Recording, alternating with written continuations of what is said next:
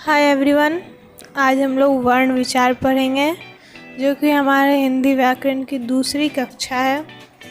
पहले की कक्षा में हम लोगों ने भाषा, लिपि, बोली और व्याकरण को जाना और उससे संबंधित कुछ प्रश्न भी किया।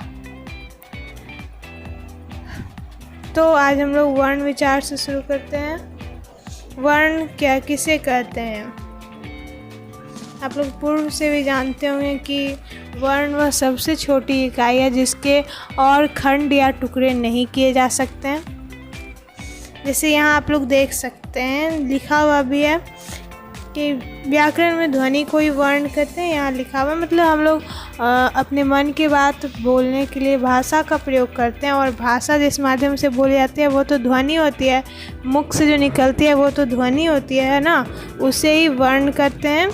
और वर्ण मुख से निकली हुई ध्वनि की सबसे छोटी इकाई होती है, या फिर बोलें तो लिखित, जो हम लोग लिखकर आदान प्रदान करते हैं भाषा को, उसकी भी सबसे छोटी इकाई होती है।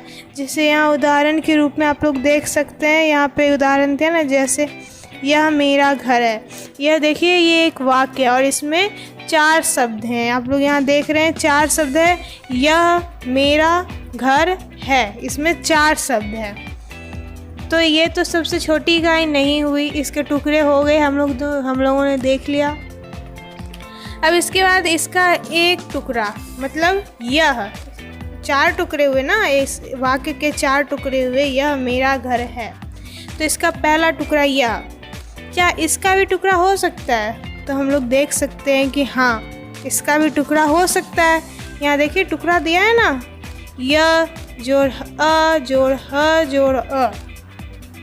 लेकिन अगर हम इसमें से बोलें कि ये इसका टुकड़ा हो गया, वाक्य का टुकड़ा हो गया, शब्द यह का टुकड़ा हो गया, लेकिन इसमें से अगर बोलें कि क्या यह जो है इसका टुकड़ा हो सकता है, तो हम लोग बोलेंगे नहीं, इसका टुकड़ा नहीं हो सकता है। इसका मतलब क्या है? इसका मतलब ये है कि यह जो है एक वर्ण है। यह वर्ण सबसे छोटी इकाई होती है जिसके और खंड या टुकड़े नहीं हो सकते। और हम लोग देख सकते हैं कि यहाँ यह का कोई टुकड़ा नहीं हो सकता है, यह एक वर्ण है। उसी तरह यहाँ मेरा दिया हुआ है, मेरा में भी म जोड़ ए जोड़ र जोड़ आ, तो मेरा का भी टुकड़ा हो रहा है। लेकिन यहाँ जितना भी दिया है म ए र आ, इसके और टुकड़े नहीं हो सकते। ऐसे ही घर है यहाँ, वैसे ही है में ह और ए है। घर में घ जोड़ अ जोड़ र जोड़ अ, घर। तो हम लोगों ने यहाँ से जाना इतना दूर में कि सबसे छोटी इकाई भाषा की होती है वर्ण। यहाँ पे हम लोगों ने उदाहरण दिया, सबसे देखा पहले वाक्य का। वाक्य में यहाँ 4 टुकड़े हो रहे थे, यह मेरा घर है। और सिर्फ यही उदाहरण नहीं है, हम लोग अपने रोजाना के उपयोग में जितने भी वाक्य का उपयोग करते हैं सारे ही इसके एग्जाम्पल हैं। यह मेरा घर है, जैसे उसके और टुकड़े हो रहे हैं। उसमें से हम लोगों ने एक शब्द लिया, उसका यह, उसका भी हमने देखा और टुकड़े हो रहे हैं। लेकिन उन्हें टुकड़े करने पर जब हमने ये निकाला तो इन सब का कोई टुकड़ा नहीं हो रहा है। इसका मतलब यही है कि ये सब वर्ण के हैं उदाहरण, ये सभी वर्ण के उदाहरण हैं, या ये सभी वर्ण के उदाहरण हैं। देखिए हम लोग आगे बढ़ते हैं। ऊपर दिए गए शब्दों के और टुकड़े नहीं किया जा सकते। जैसे हम लोगों ने देखा, ये जितने भी हैं इनके और टुकड़े नहीं किए जा सकते। यहाँ जितना भी दिया है उनके और टुकड़े नहीं किए जा सकते। ये सभी सबसे छोटी ध्वनियाँ हैं, सभी सबसे छोटी ध्वनियाँ हैं। उन्हें वर्ण कहते हैं, इन्हें वर्ण कहते हैं। यहीं से हम लोगों का वर्ण विचार शुरू होता है, इन्हें हम लोग वर्ण कहते हैं। अब इसका डेफिनेशन देख लेते हैं। परिभाषा: भाषा की वह सबसे छोटी इकाई जिसके और टुकड़े नहीं किए जा सकते, टुकड़े या खंड नहीं किए जा सकते, उसे वर्ण कहते हैं। अब हम लोग जानेंगे कि वर्णमाला क्या होता है। आखिर वर्णमाला क्या होता है? जैसे हम लोगों ने देखा ना, यहाँ भी ये सभी वर्ण हैं, ये सभी क्या है, वर्ण है, ये सभी वर्ण हैं। वैसे ही वर्णमाला क्या होता है, वो वर्णमाला किसे कहते हैं ये हम लोग जानेंगे। वर्णों के समूह को वर्णमाला कहते हैं और हिंदी में कुल 52 वर्ण हैं। इसका मतलब ये हुआ, हिंदी में कुल 52 वर्ण हैं हिंदी वर्णमाला में। उसका मतलब ये हुआ कि 52 वर्ण से ही हम लोग जितने भी शब्द बोलते हैं, जितने वाक्य बोलते हैं, उनका सबका शुरुआत इन्हीं 52 वर्णों से होता है। और जब वर्ण को हम लोग समूह में सजा देते हैं तो उसको वर्णमाला कहते हैं। जब वर्ण, सारे वर्ण एक जगह इकट्ठा रहते हैं, उनका समूह बनता है, तो उन्हें हम वर्णमाला कहते हैं। अब वर्ण भी देखिए कई प्रकार के होते हैं, वर्ण भी। तो यहाँ देख सकते हैं आप लोग, जैसे यहाँ देख के आप लोग को समझ में आ रहा होगा, स्वर, अयोगवाह, व्यंजन, संयुक्त व्यंजन। तो इसमें हम लोग देख सकते हैं यहाँ कि वर्ण भी अलग अलग प्रकार के होते हैं। अब देखिए हम लोग, आप लोगों ने क ख ग घ तो पढ़ा होगा पहले ही, उन सभी को ही वर्णमाला कहते हैं। इंग्लिश में इसे अल्फ़ाबेट कहते हैं और हिंदी में वर्णमाला कहते हैं। और हिंदी में कुल 52 वर्ण होते हैं, जिनमें से 11 स्वर, 2 अयोगवाह, 33 व्यंजन, 2 अन्य वर्णमाला होते हैं तथा 4 संयुक्त वर्णमाला होते हैं, जो मिलकर 52 वर्णमाला बनते हैं। यहाँ आप देख सकते हैं स्वर में है अ, अ, आ, हर्षई, दीर्घई, हर्षऊ, दीर्घऊ, री, ए, ऐ, ओ, औ। ये 11 स्वर हैं।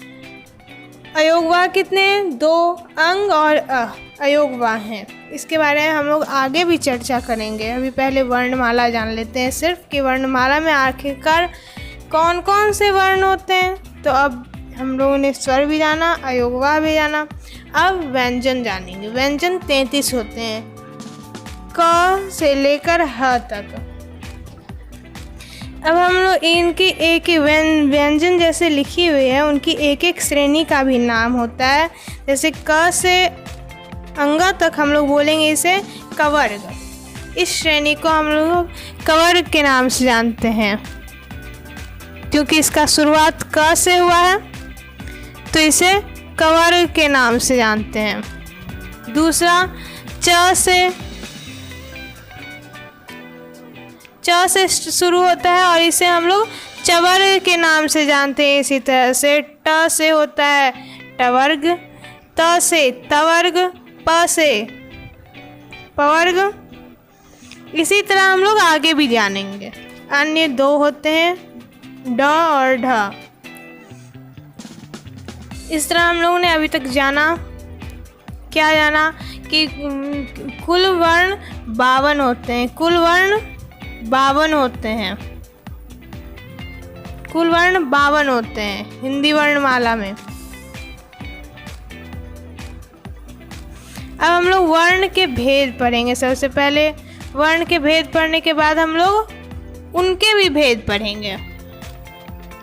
सबसे पहले वर्ण के भेद, तो उच्चारण और प्रयोग में, मतलब आप लोगों ने अभी तक देखा कि क हो गया, ख हो गया और क, अ, ये सब अलग अलग उच्चारण। तो हम लोग सभी को तो नहीं बांट देंगे, लेकिन जानकारी के लिए, आसानी के लिए हम इन्हें अलग अलग भेद में पढ़ेंगे।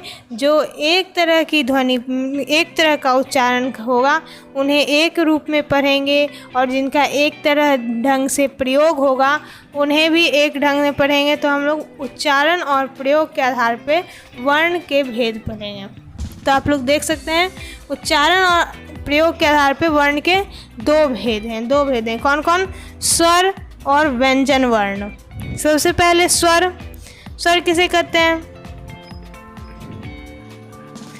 तो स्वर जिन ध्वनियों के उच्चारण में हवा मुख से बिना रुकावट के बाहर निकलती हैं, उन्हें स्वर कहते हैं। आप अ बोल के देखिए, अ में कोई रुकावट नहीं आता है।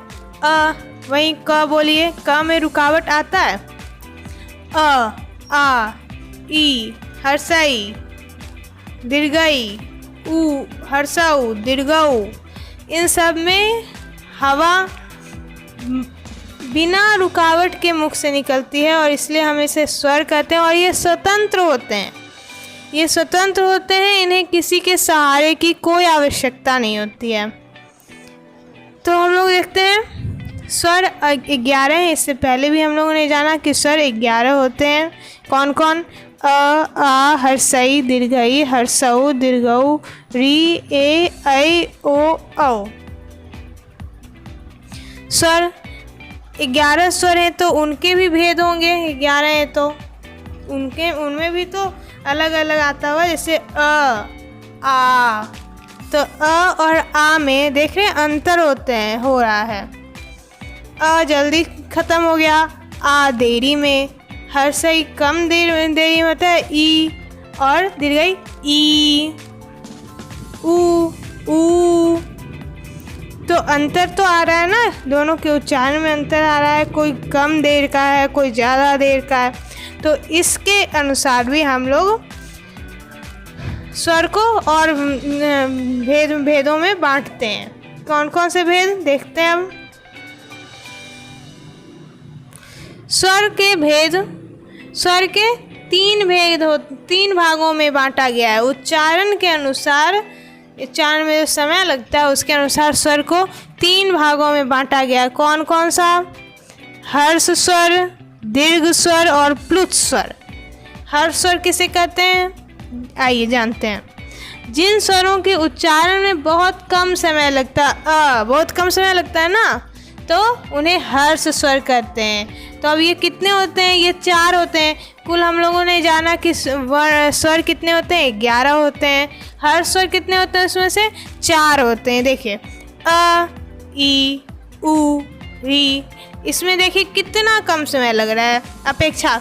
देखिए अ, आ, दोनों में अंतर है ना। तो हर्ष स्वर ऐसे स्वर को कहेंगे जिनके उच्चारण में बहुत कम समय लगेगा। और ये कितने होंगे? इनकी संख्या 4 होगी। अ, ई, ऊ, री।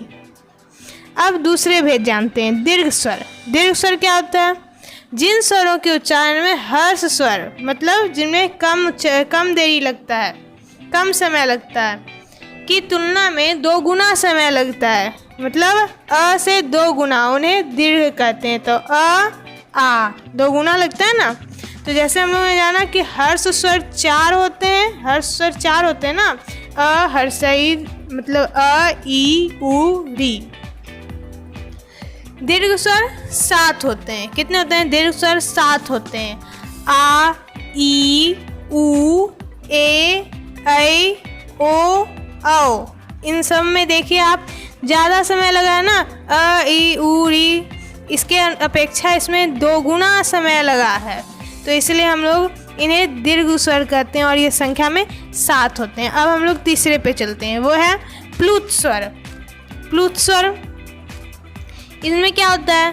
तो इनमें हर्ष स्वर के अनुसार के अपेक्षा 3 गुना और दीर्घ स्वर के अपेक्षा 2 गुना अधिक समय लगता है। तो देखते हैं, जिन स्वरों के उच्चारण में दीर्घ से अधिक, दीर्घ ये जिनमें ज़्यादा देरी लगा है उससे अधिक, और हर्ष स्वर जिसमें कम देरी लगता है उच्चारण में, उनसे 3 गुना समय लगता है, उन्हें प्लुत स्वर कहते हैं। मतलब सबसे ज़्यादा देरी तो इसी में लगेगा ना। तो इसमें जैसे ओम, मतलब जिनमें उच्चारण ज़्यादा देर का हो, ओम बोलते हैं, ओम में ज़्यादा होता है।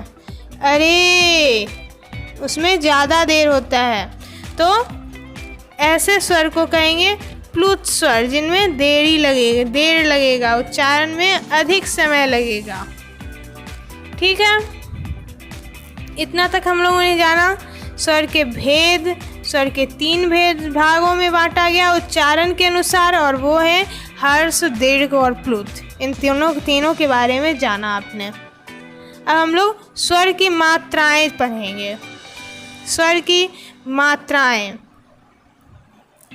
जब स्वरों का प्रयोग व्यंजनों के साथ मिलाकर किया जाता है तब उनका स्वरूप बदल जाता है। इसी बदले स्वरूप को मात्रा कहते हैं। मतलब इसका उपयोग अगर एक स्वतंत्र अ का ही तो मतलब स्वतंत्र होता है, इसका उच्चारण किसी की सहायता नहीं की आवश्यकता नहीं होती है, इन्हें स्वर स्वतंत्र ही प्रयोग होता है, परंतु ये व्यंजनों को सहायता करता है। हम लोग आगे व्यंजन के बारे में पढ़ेंगे।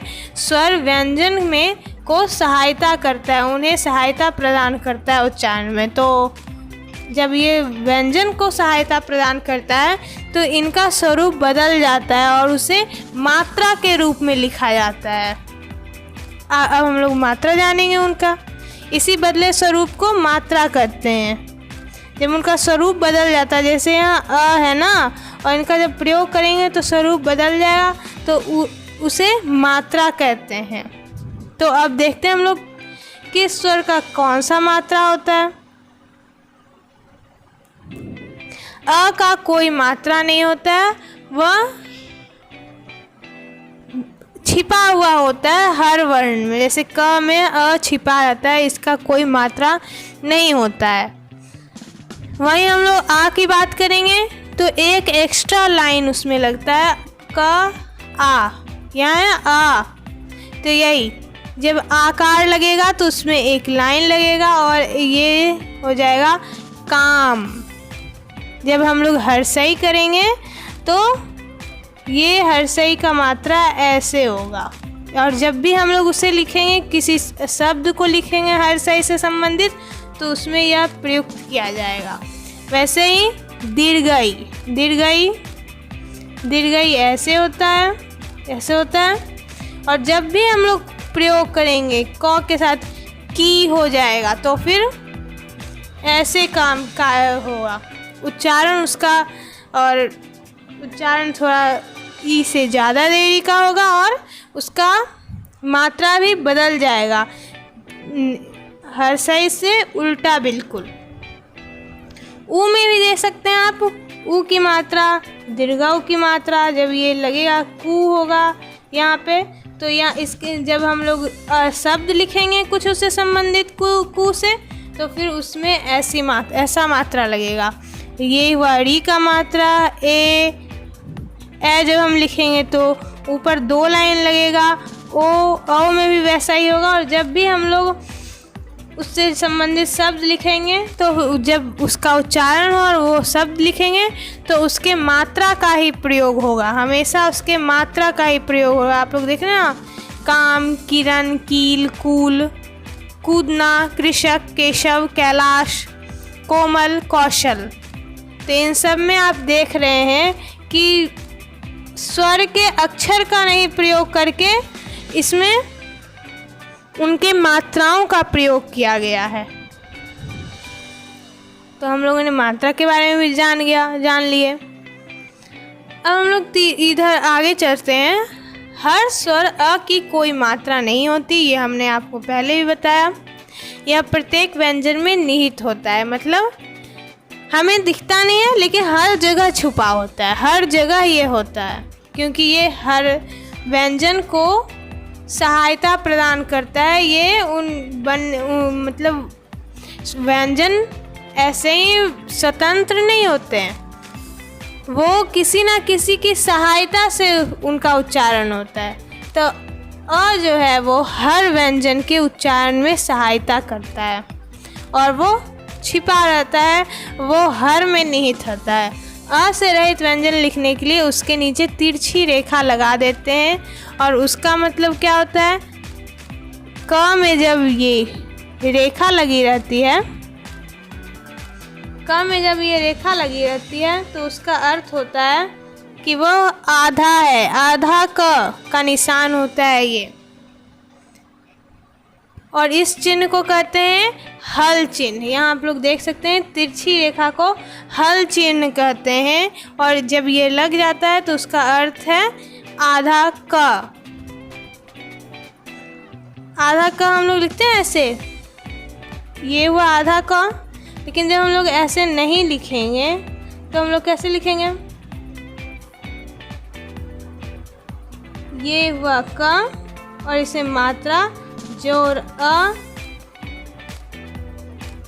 ये हुआ क। लेकिन अगर हम लोग जोर अ नहीं लगाएंगे, जोर अ नहीं लगाएंगे, अगर हम लोग जोर अ नहीं लगाएंगे तो क्या होगा? जोर अ नहीं लगाएंगे, इसका मतलब होगा आधा का। ठीक है, ये आप लोगों ने जाना।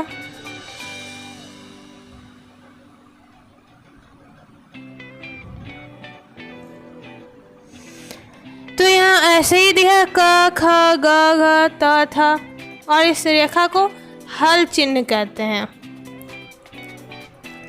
र के साथ ऊ तथा बड़ी ऊ की मात्रा बीच में लगती है। जैसे आप लोग देख सकते हैं यहाँ पे जब ऊ का प्रयोग होता है, ऊ का चिन्ह देखा आप लोगों ने देखा यहाँ ऊ का चिन्ह, ये होता है ऊ का चिन्ह, ये हुआ ऊ का चिन्ह।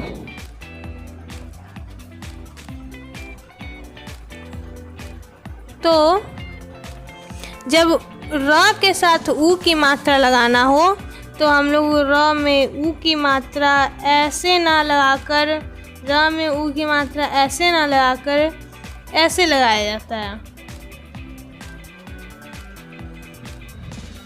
और ऐसे। एक मिनट,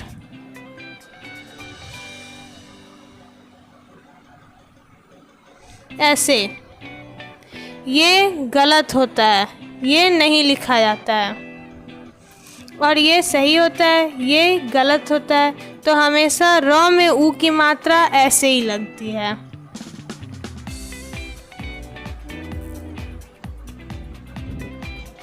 तो ये भी आप लोगों ने जान लिया। यहाँ जो लिखा है देख रहे हैं, रुचि, रुपया, रूप, रेखा, ये सब ऐसे ही लिखाएगा। रुचि हमेशा ऐसे ही लिखाएगा,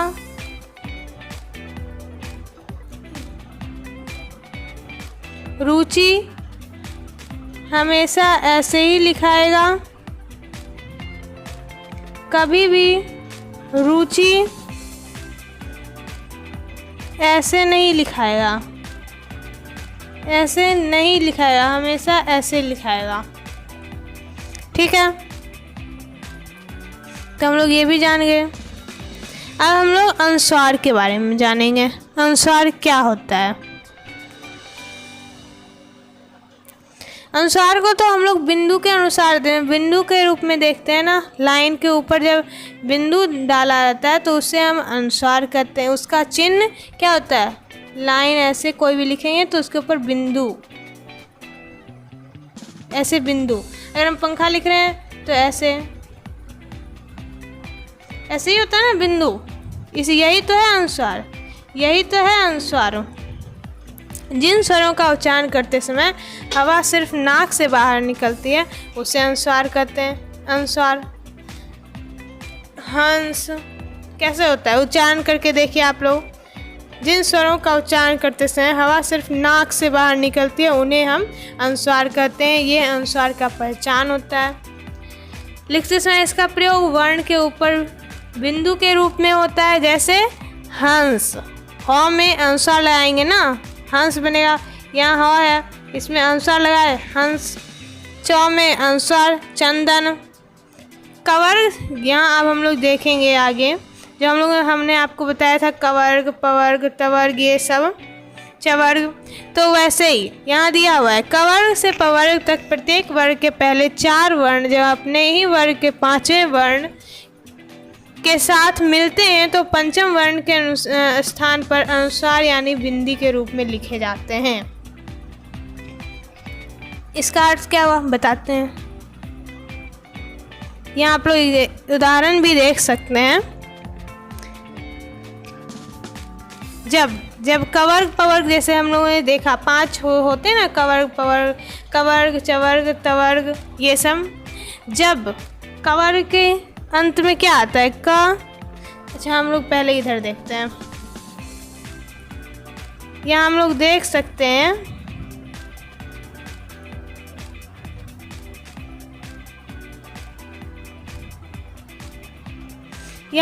सकते हैं ये हुआ कवर्ग, ये हुआ कवर्ग, कवर्ग, चवर्ग, टवर्ग, तवर्ग, पवर्ग। जब क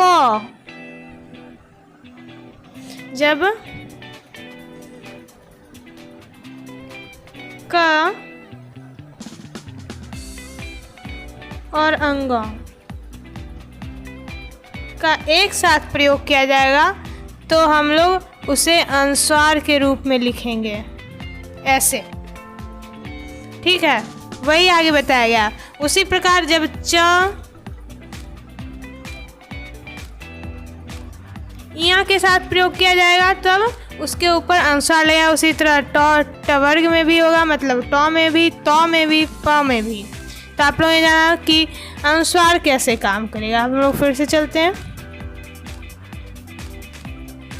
अनुस्वार यहाँ आप लोग देख सकते हैं।